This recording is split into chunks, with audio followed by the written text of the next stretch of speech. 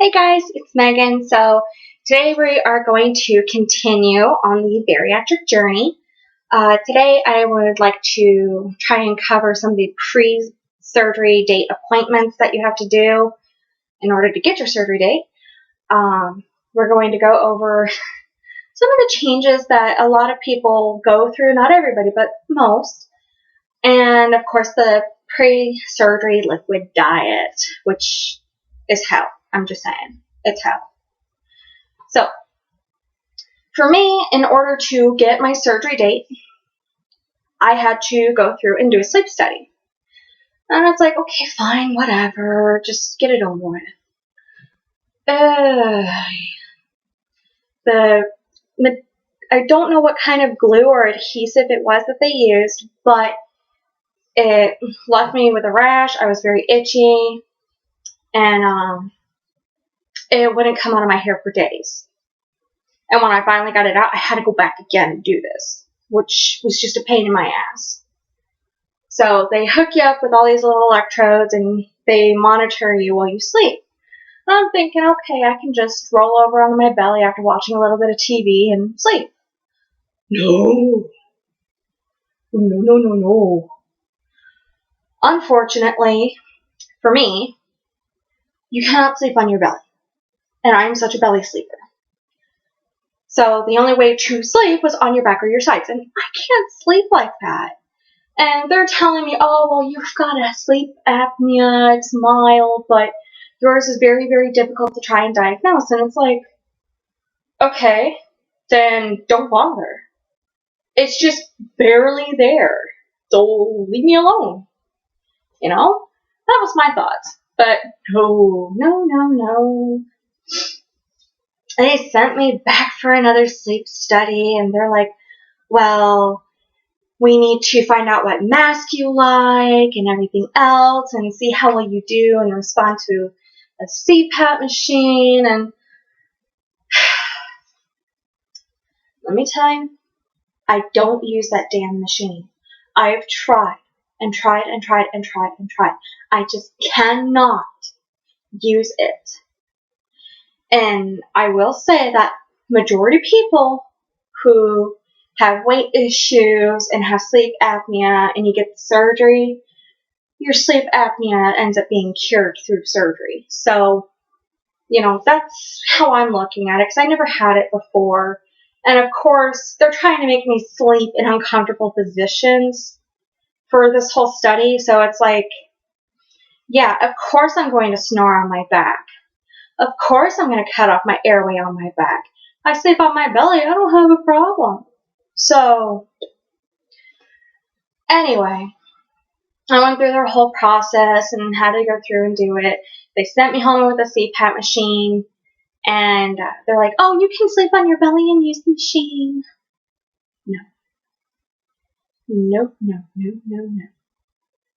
Because let me tell you, since I'm claustrophobic, and it's bad enough that the mask kind of sits on top of your head and wraps around to the front of your face. So the nose piece or face piece I use looks like a little mustache, so it just sits under your nose.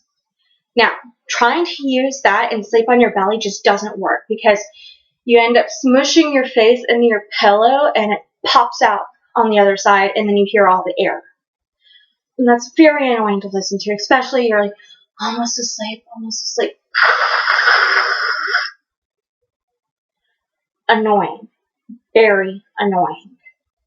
So, like I said, I've tried to use it on more than one occasion and it just doesn't work. And this doctor decided to tell me that they will not do my surgery if I don't use the machine.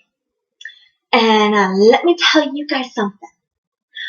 I still got the surgery and I didn't use my machine. I didn't even bring my machine to my surgery, like my paperwork told me to do, which we'll get to that in a minute. But yeah, I didn't use it. And they didn't not do my surgery. They still did it.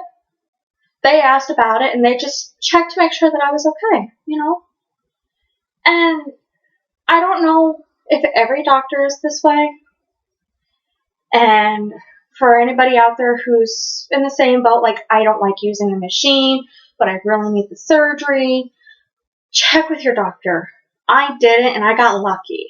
I mean, they could have rejected me at the door at check-in, which would have been very devastating because I hated the liquid diet. So, please, check with your doctor, check with your provider before you make that choice, the same choice that I did, because you just don't know. You really don't. So, moving on, I ended up getting a packet of all kinds of wonderful, wonderful information about my surgery. And of course, this front sheet is just saying, congratulations! You are going to be getting your surgery. It's exciting and scary and all this other pieces of information and telling me about support groups that I can go and meet with. Of course, this is all information about, okay, this is everything that you have to do leading up to your surgery in order to get surgery. And these appointments that are listed down here were absolutely crucial. If you don't make it to these appointments, especially the nutrition class, where they teach you how to eat after surgery, if you don't go to that one, they don't do the surgery. And granted, I've said it once before and I'll say it again, not every doctor may be that way, but mine was. And I'm very grateful mine was, because my lazy butt probably wouldn't have gone. And I'll say that honestly, I probably wouldn't have gone. So I had an appointment to meet with the dietitian to go over all the nutrition. I had a pre-testing appointment where they have to check my blood, to check my nutrient levels, to make sure that I'm not deficient in, like, say, vitamin D or anything like that. They wanted to make sure everything was okay. And of course, because I have sleep apnea, they had to check other things, and we'll get to that in a different video. And the last appointment is to meet with the surgeon himself. So that doesn't seem like much, and there were some additional instructions here, as you can see, about the surgery and everything else, like about the liquid diet, which was the worst experience of my life. I hated the liquid diet. I thought I was going to die. So, now that I have said that and probably scared some people away, let's go over the liquid diet in itself. Now, the liquid diet is basically you're living off of liquids. So they could be clear liquids, full liquids, and everything just kind of varied. But the main thing that they want you to do is they want you to have 3 protein drinks a day. A day. Now, for me, trying to put down 1 is like way more than enough work. Just because, some of these protein drinks just taste awful, or you don't like it, or you forget. But they want you to put down 3 of those a day, because those are basically your meals. And everything else is to help supplement it. So some of the liquids you're allowed are fat-free chicken and broth, like chicken broth or beef broth. And if you've ever had fat-free broth and you liked it, hey, good. But if you are an absolute foodie and you love food before you even do the surgery, let me tell you, do not touch the broth. Do not touch the broth with a 10-foot pole. Just don't. It is horrible, it is disgusting, and it was the worst thing I tried. I ended up dumping it down the drain. I couldn't finish it. So, you can do sugar-free Jell-O in any flavor, and that was another issue I had. I don't like Jell-O. I don't like Jell-O even with the sugar. It just, I don't like Jell-O. So, that, I tried and failed. I failed at that horribly. You can do coffee, tea, or diet soda. So I'm thinking, okay, maybe. See, because I like soda, Mountain Dew is always my favorite. Love Mountain Dew. I'm a Mountain Dew fan. But, and to have to sit there and drink diet soda, that was new for me because I know that diet sodas are a lot worse for you than normal soda. So it's like, why do I want to drink that? I ended up drinking it anyway, just because I wanted the carbonation. But it was so nasty. For those who can stand to drink diet sodas, more power to you. But if you're like me and you can't stand diet sodas, you're in for a long ride. I'm going to say that much. Now, coffee and tea. I have a cup of coffee every day. Like, during the week, I'll do 10 ounces, and on the weekends, I'll do 6 ounces for coffee. And yes, I know what the ounces are because I have a K-Cup machine. So, I cheat. Alright, so with coffee, you cannot have normal creamer. It has to be sugar-free creamer. I don't like sugar-free creamer. It is disgusting. Blech. You can't put sugar in your coffee. And I was like, well, what else am I supposed to fucking do to flavor my damn coffee? So, for that, I just didn't have my coffee anymore. I tried. It just didn't work. And then I was thinking, oh, tea. I can still have tea. I love tea. You can't have honey because it's sweet. So I had to pick up an alternative because you are allowed sugar substitutes like Splenda, Truvia, Stevia. You're allowed those things, but you can't have normal honey. You can't have honey. Honey! I like honey. But I ended up settling on a sugar alternative for me, and that was Truvia. Truvia is actually not that bad as I thought it might have been. Definitely, for me, a lot better than Splenda, because I grew up with my parents going through a Splenda phase, and they always told me, you can't taste it. I can taste it. There was a difference. Don't let them tell you otherwise. So, that's where it sits for the drinks-ish. You can have unsweetened fruit juice, and unsweetened fruit juice is just as boring. I might as well not have it. The one thing I never did get to try is the the unsweetened popsicles. I never did do that. And the reason I didn't do that is because I knew with how deprived I felt on this liquid diet that if I walked down those aisles with all the ice cream and cookies and the chips, that I was going to cave in and buy it, eat it, and just ruin this diet right before surgery. So I kept telling myself that if I really wanted the surgery, I could not go down those aisles. If my husband needed anything down those aisles, he went grocery shopping with me because I was so weak-willed to even go down those aisles and not think about ice cream. I want ice cream. Give me ice cream, please. That is how I felt. So, that's just some of the things to even think about. You can have sugar-free drinks like Crystal Light, Very Fine H2O, sugar-free Kool-Aid. And we already keep Crystal Light in the house because we like Crystal Light. And that's fine, but,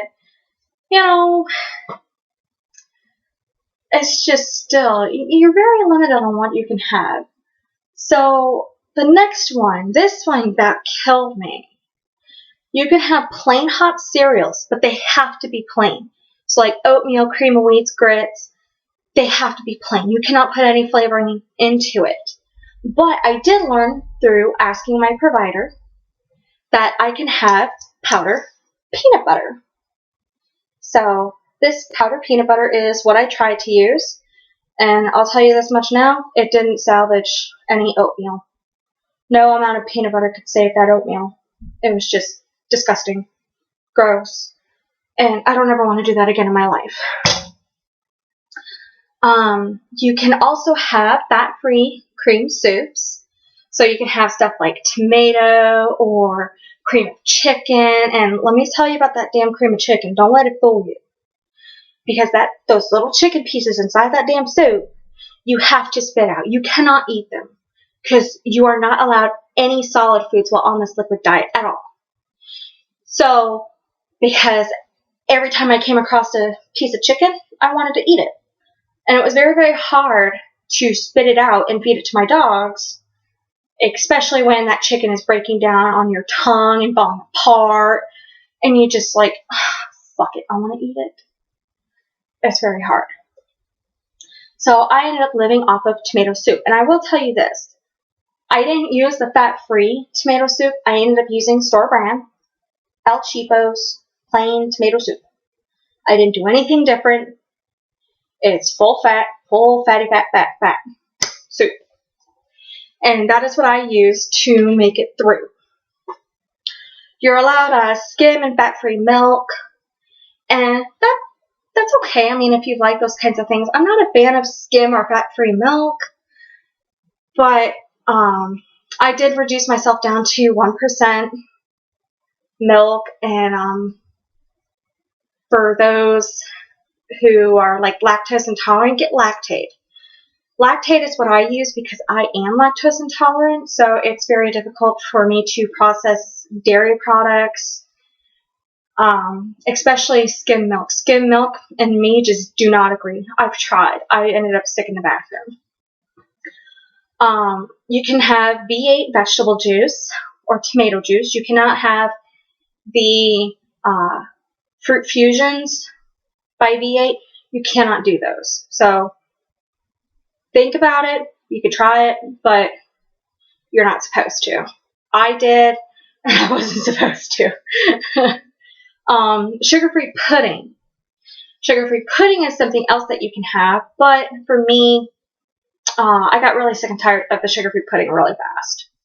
You can have low-fat yogurt, and that's what I lived on was my tomato soup and yogurt is what I used to get through.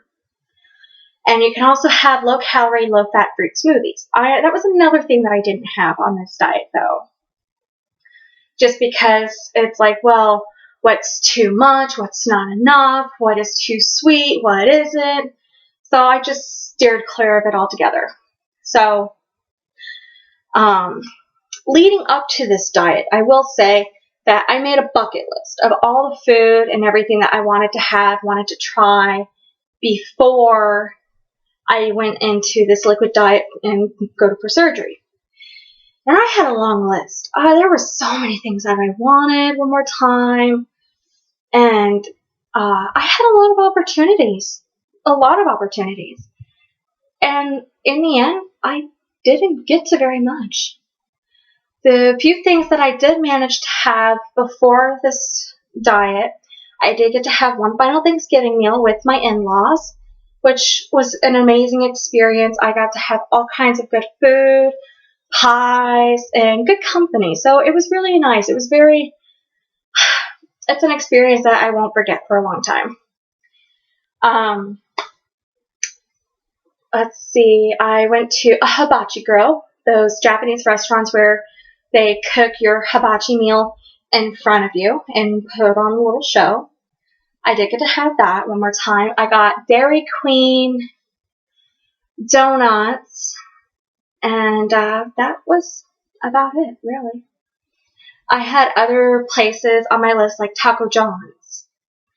I never had a chance to go to Taco John's. Well, scratch that. I did have plenty of chances. But as I got closer and closer to doing this diet for surgery, the more and more I made healthier choices.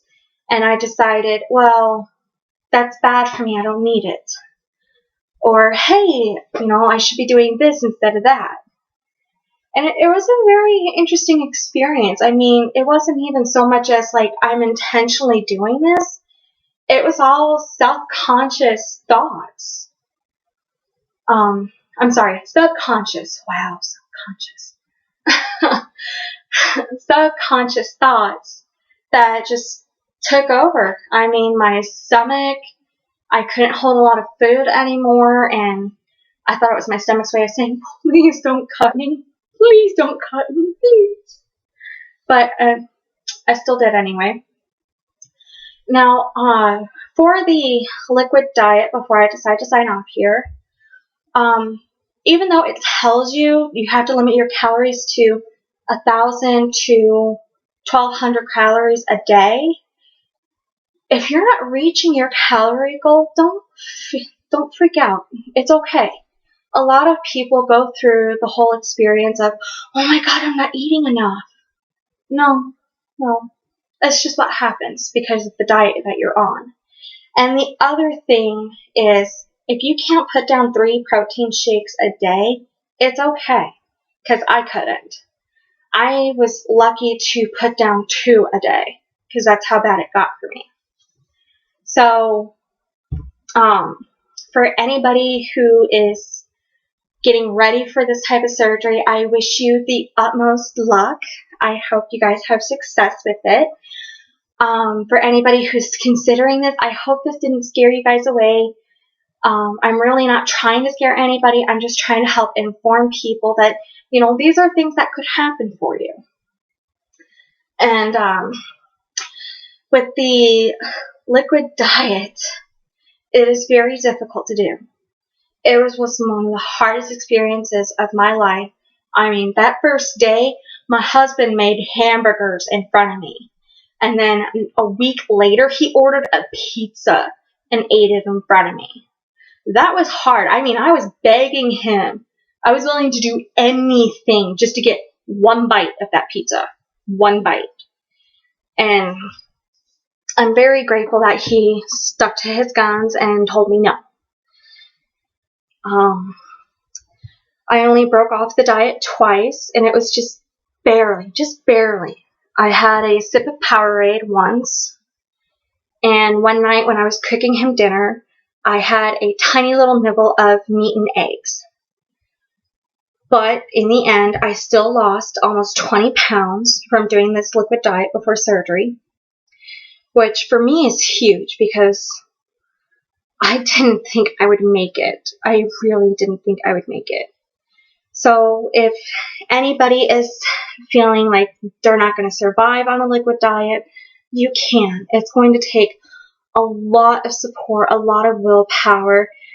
And if you're like me and you don't like having to leave your home to go and do support groups, find a support group online. I'm on one in Facebook, and it's a wonderful community. Everybody there is so supportive, so kind, and they don't put anybody down. So that, for me, is absolutely helpful. And I think that's helpful for anybody going through this because you're going to want that support. I didn't have a whole lot of support when I started this whole process last year in January. And the closer and closer I got, and the more and more the people that I wanted in my support group realized that this is something I'm seriously going to do, they eventually came around, which for me was helpful. And they were the best support I could have ever asked for. I have my husband first and utmost to thank for his amazing support in helping me get through that. My parents supported my choice. My mother-in-law and her family, they supported my choice. I had my best friend. I had my sister-in-law. It was just, the support was very overwhelming, and I really couldn't have done it without any of those people in my corner to help me. So thank you to everybody who did support me in this journey. And I will be back next week with part 3 to this amazing journey. So until then, I hope everybody stays well, stays happy, stays healthy, and most of all, I hope everybody stays beautiful. Bye.